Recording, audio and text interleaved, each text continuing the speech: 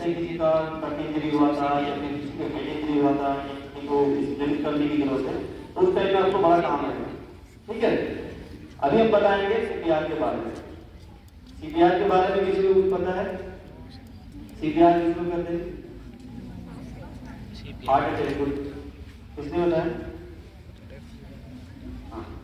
CPR का full form cardio pulmonary resuscitation. मतलब कि जब किसी को हार्ट अटैक आता है उस टाइम में उसको सीपीआर देने की जरूरत पड़ती है। ठीक है, हार्ट अटैक में दो कंडीशन है, एक होता है कार्डियक अरेस्ट, एक होता है हार्ट अटैक। ये दोनों डिफरेंट है। कार्डियक अरेस्ट में क्या होता है, हार्ट पंप कर रहा है, पंप करते करते अचानक बंद हो जाता है, मतलब कि हार्ट काम करना अचानक बंद कर देता है, तो उसको कहते हैं कार्डियक अरेस्ट। ये सबसे खतरनाक होता है।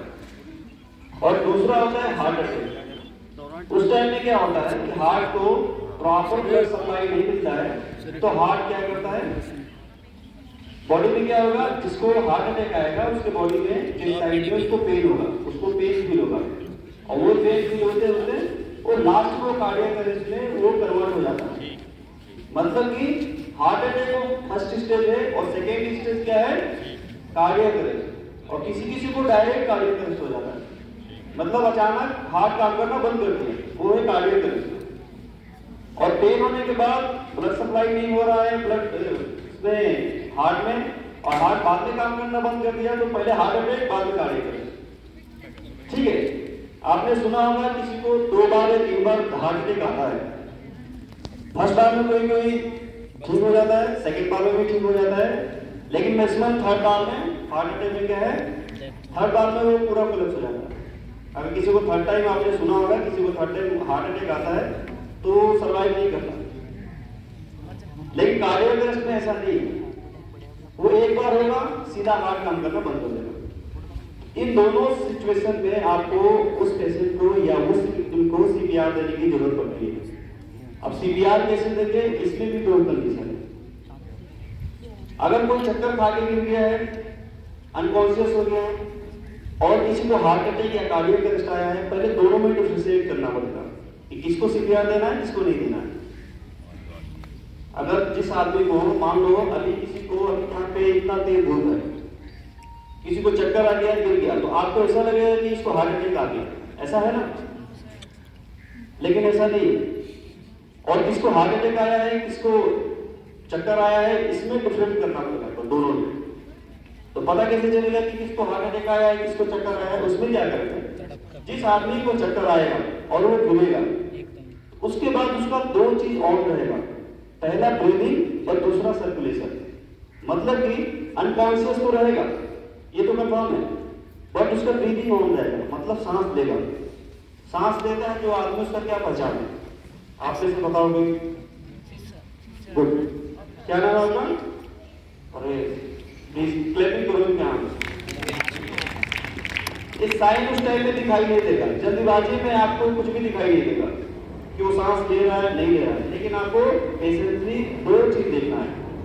जिसको चक्कर आएगा उसका चेस्ट या एब्डोमेन क्या है, अप डाउन होगा, आपको पता चलेगा इसको, इसका जो ब्रीदिंग है ऑन है, दूसरा उसका सर्कुलेशन भी ऑन होगा, मतलब हार्ट काम कर रहा होगा, लेकिन वो बंदा अनकॉन्शियस में। तो ये किसका निशानी है, चक्कर आना। जैसे आता है ना किसी को, वो गिर जाता है, 1-2 मिनट बाद थोड़ा पानी वानी मारो वो ठीक हो जाएगा। लेकिन जिसको हार्ट अटैक आएगा उसको कैसे पता करेंगे, उसका ब्रीदिंग ऑफ होगा, उसका चेस्ट और एब्डोमेन अप डाउन नहीं होगा। क्यों नहीं होगा? क्योंकि हार्ट ने पंप करना क्या है, बंद कर दिया है, तो ब्रीदिंग जो है अप डाउन नहीं होगा, सर्कुलेशन भी नहीं होगा। सर्कुलेशन कब होता है, जब हार्ट पंप करता है तभी होता है, ब्लड फ्लो होगा तभी तो होगा, तो सर्कुलेशन ऑफ हो जाएगा क्योंकि हार्ट ने काम करना बंद कर दिया, और ब्रीदिंग भी नहीं होगा, तो ये दोनों चीजें ऑफ हो जाएगी। तब समझ जाइए कि उसको क्या हुआ है, हार्ट अटैक आया है। तो ये दोनों डिफरेंट है, ये दोनों मेजर डिफरेंट है। अगर हार्ट अटैक वाले व्यक्ति को सीपीआर देंगे तो वो बचने का चांसेस 70 to 80% है।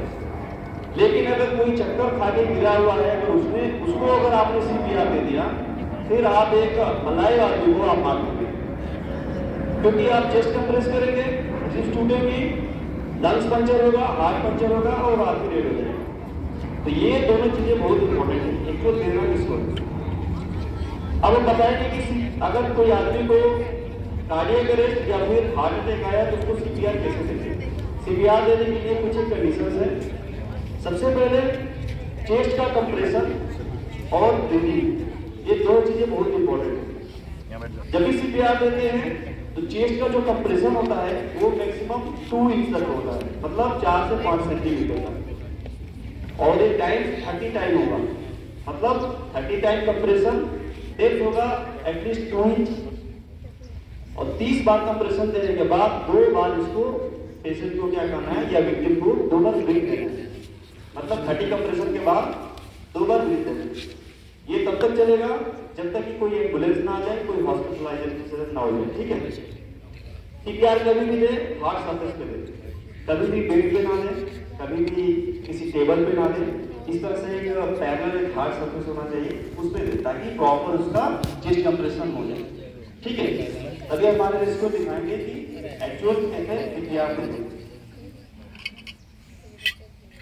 अभी आप लोग एज्यूम करो कि ये कोई पेशेंट है या कोई विक्टिम है, वो ऐसे गिरा हुआ है और इसको सीपीआर देने की जरूरत है या नहीं देने की जरूरत है, अभी हम इसको देखेंगे।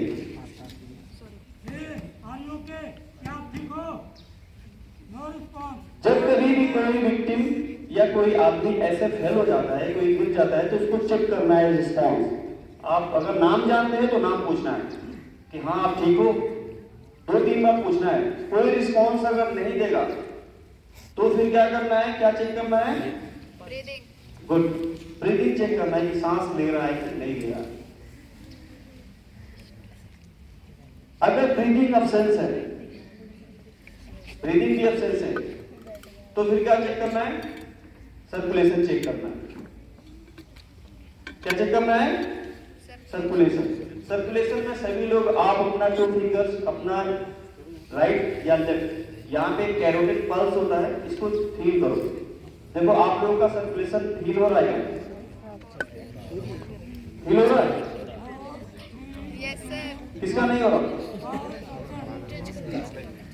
जब चक्कर जिसको आया होगा उसका ब्रीदिंग भी ऑफ होगा, सर्कुलेशन भी ऑफ होगा, और जिसको हार्ट अटैक या कार्डियक अरेस्ट आया होगा उसका जो जिसको चक्कर आया होगा उसका ब्रीदिंग ऑन होगा और सर्कुलेशन भी ऑन होगा, लेकिन जिसको हार्ट अटैक आया होगा उसका दोनों ऑफ होगा, ब्रीदिंग भी ऑफ होगा और सर्कुलेशन भी ऑफ होगा।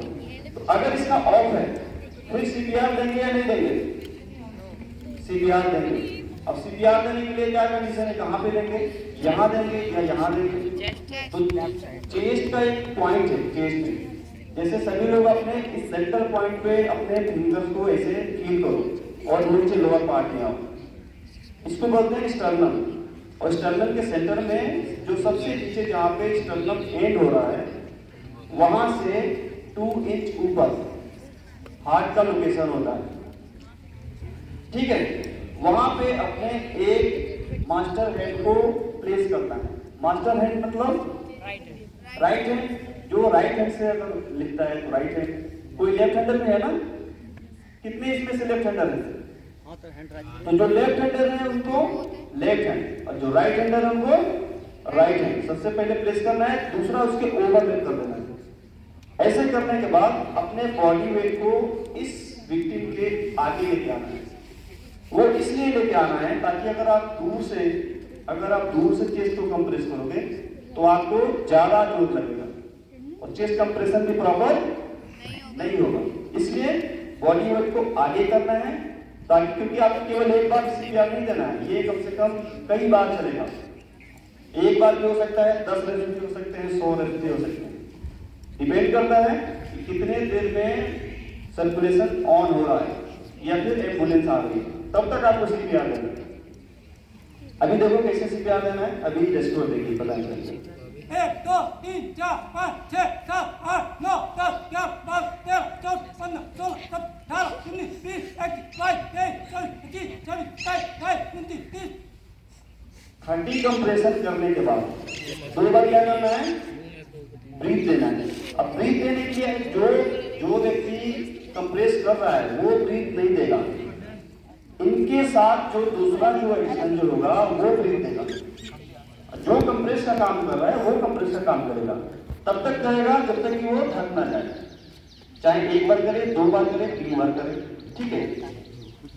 2 बार या 1 बार कंप्रेस करने के बाद आपको बीच बीच में चेक करते रहना है कि सर्कुलेशन अगर आ गया तो फिर चेस्ट कंप्रेशन क्या करना है, कंटिन्यू करना है, रोकना है, रोकना है। क्योंकि अगर हार्ट फिर से रीस्टार्ट हो गया तो फिर चेस्ट कंप्रेस करने से कोई फायदा नहीं, फिर लाइव है, ठीक है।